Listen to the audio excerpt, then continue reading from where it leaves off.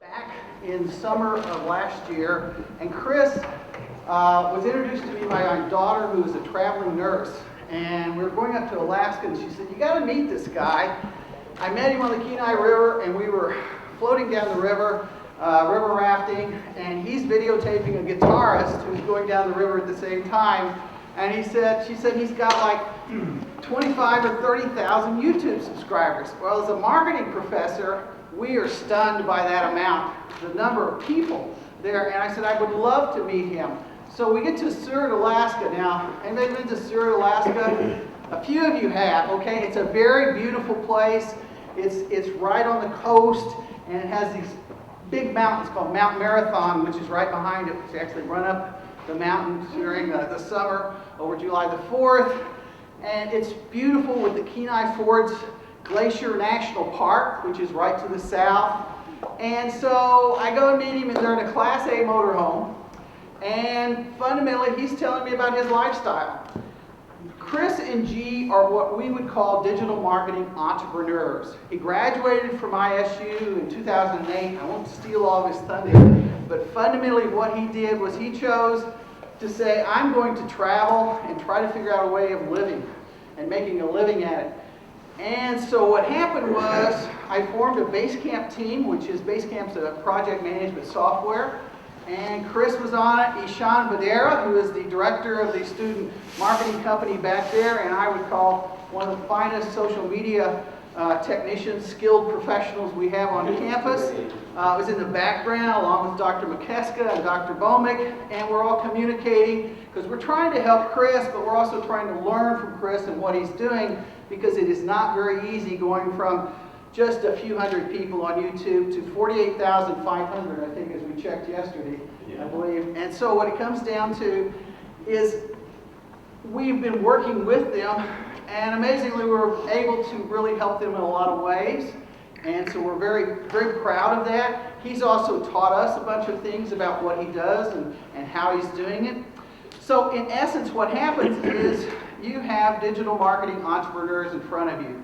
These people are literally going out, traveling around the country, going to national parks, beautiful places, and they're making a living at it. When I was growing up, I traveled around this country, but I could never figure out how to make a living at it being on the road. And that's what's wonderful about the digital marketing tools that you currently have. You live in a very exciting and fascinating time because of these digital marketing tools that are available. So without further ado, like a warm welcome for Chris Penn and Gina. Thank you, everybody.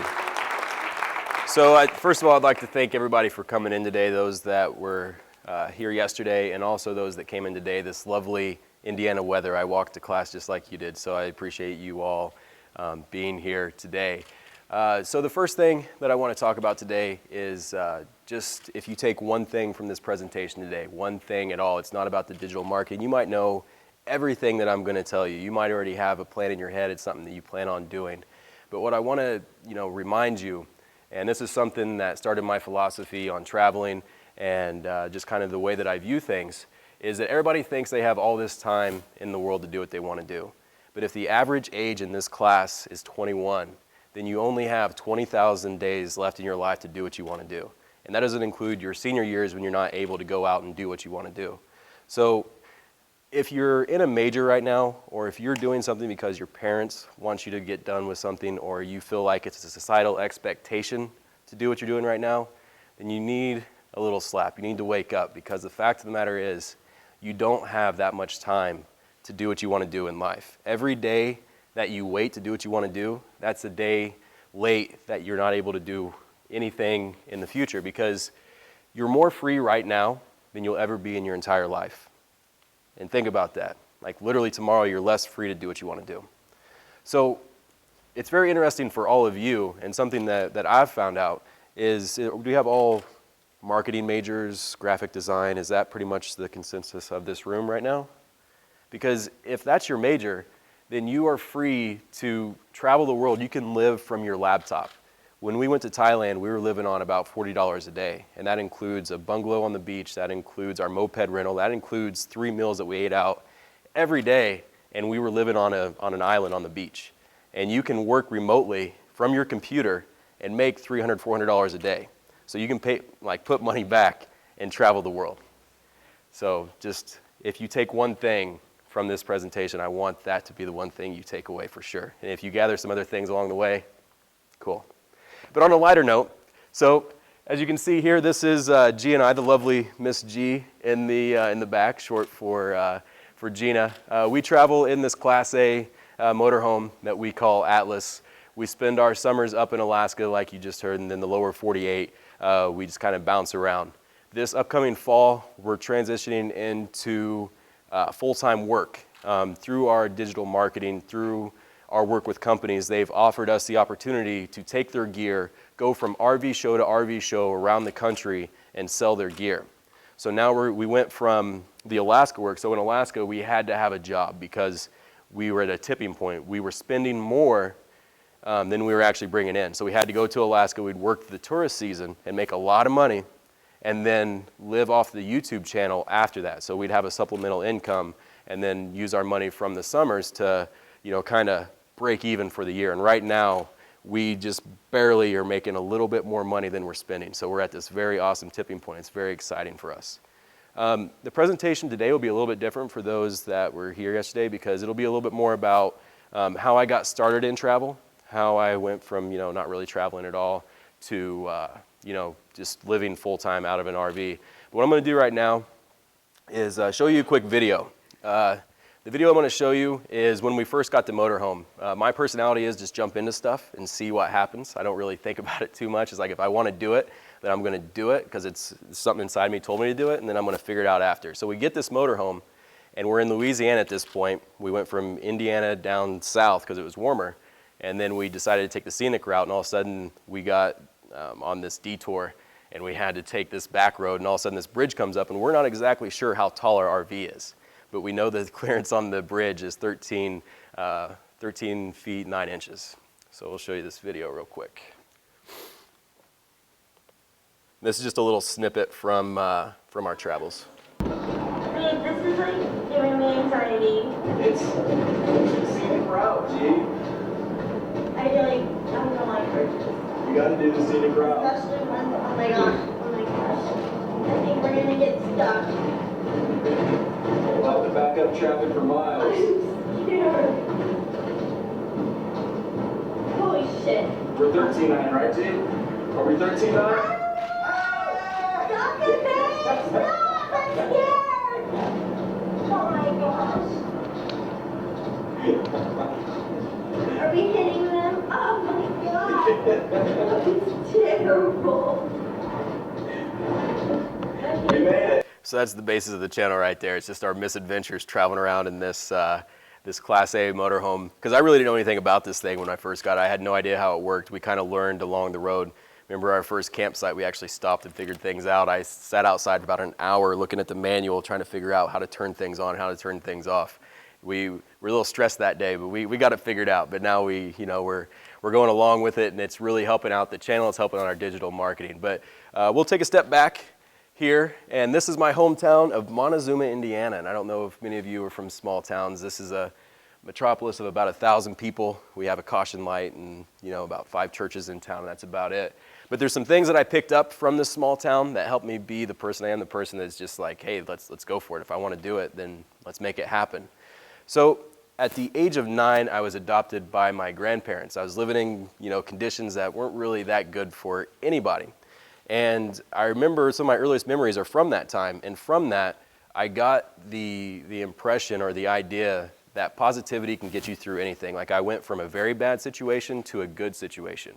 And that, that kind of put inside me this reality that when you're positive, no matter what happens, it's going to be better as long as you stay positive. If you go negative, if you start going down that road, then you're not going to get anywhere. Like you always have to be positive. Also, it gave me the hard work ethic. So these fields right here, I worked on farms from the age of like 9 to, I guess, my freshman year of college. I still came back and helped out a farmer that I worked for.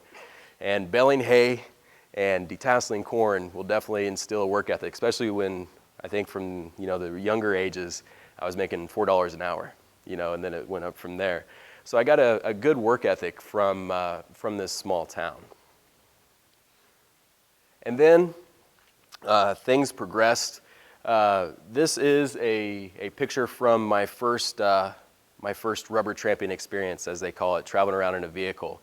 And this came about because while I was at ISU, after I graduated from my small town high school and went to ISU, which is only about 30 miles up north, I started to get this feeling towards the end of my freshman year that I really wanted to get out and see what was out there. The best way for me to do that was, in my mind, was studying abroad. I was actually walking to my Communications 101 class, and it was a lovely day like we have outside, nice and toasty out there. And I sat down, and there was a flyer for studying abroad in Australia, and I was like, man, that place sounds pretty warm. So I went to Janice Halperin's office, and then I applied, and I had a 2-week window to apply and get accepted. I got accepted right towards the end, and I went to Australia. 2 major things happened in Australia. The number one thing that happened when I started to go to Australia, I bought a whole new outfit, a bunch of new clothes. I had 2 rolly bags, giant bags, and a backpack. I paid for extra baggage. I brought everything. I brought my Xbox. I brought literally everything that I thought I'd need for Australia, which I really didn't.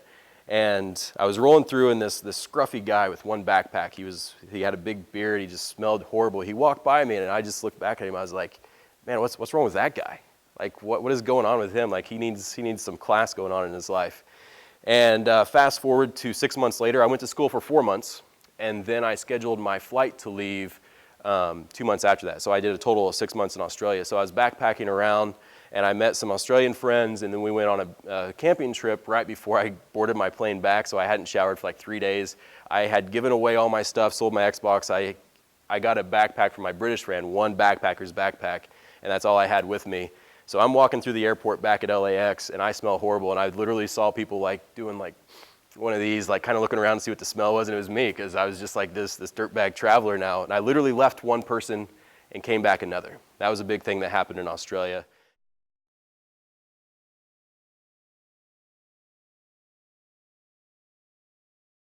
And I remember it very clearly. I was reading Black Hawk Down. It was around 2:30 in the morning. I couldn't sleep on the train, and I was sitting there, and I heard something on the side of the train next to me. It sounded like a bolt hitting the side. It was like tinging down the side of the train, and I was like, man, that's really weird. And the brakes went on really quick. Everybody kind of jolted up and started looking around, and my friend looked at me, and he asked me what was going on. I was like, I don't know, man. I heard something on the outside, and I thought something happened with the train. I thought it was broke down, and then the announcer came on and said that we'd actually hit somebody. And I found out later that somebody stepped out in front of the train and committed suicide. And what we heard was him hitting the side of the train. It was like his body parts hitting the train. And I was just like, holy crap, I couldn't sleep. They had to stop the train, the bus came and got us, and we were going into Melbourne, Australia. And I remember it was rush hour during the morning, and I was on this bus just like I hadn't slept, I'm kind of out of it. And I started looking at the people in the cars going to work. They just had this look on their face like they were just out of it. Like they were just in this little zombie mode. And I was just looking at them, and I remember very clearly there was a blonde woman with blue eyes and a ponytail, and just a look on her face. At that moment, and people can look back at their lives and see moments just like that really change their perspective and the way they view things. That was a big one for me. It's like, I am never going to do that. I'm not going to be a person that's doing something they hate, like working a job they hate to buy things they don't need. So Australia was a big turning point for me. And then after I graduated, oops, must have pressed the button, sorry. After I graduated, I bought this van on eBay for $1,800. Had 180,000 miles on it. I actually won the auction over in the packaging lab over there at the School of Technology. I almost fell over backwards out of my seat. I was so excited when I finally won it. And then I took out all the seats. I put the bed back, put a futon mattress, built some cabinets, and threw a bunch of food in there and drove around with my dog for a month and a half. And that was, the reason why I did that is because you can travel very cheaply in a vehicle. You pay for your gas, you can buy cheap food, and you don't pay for anywhere to stay. I was staying in Walmart parking lots. I was staying in, anywhere. I was staying in town, neighborhoods, because you're in a van. Nobody's really going to mess with you. And that was the first time that I actually had the realization that I could go out there and travel and do it cheaply and see a lot of the world.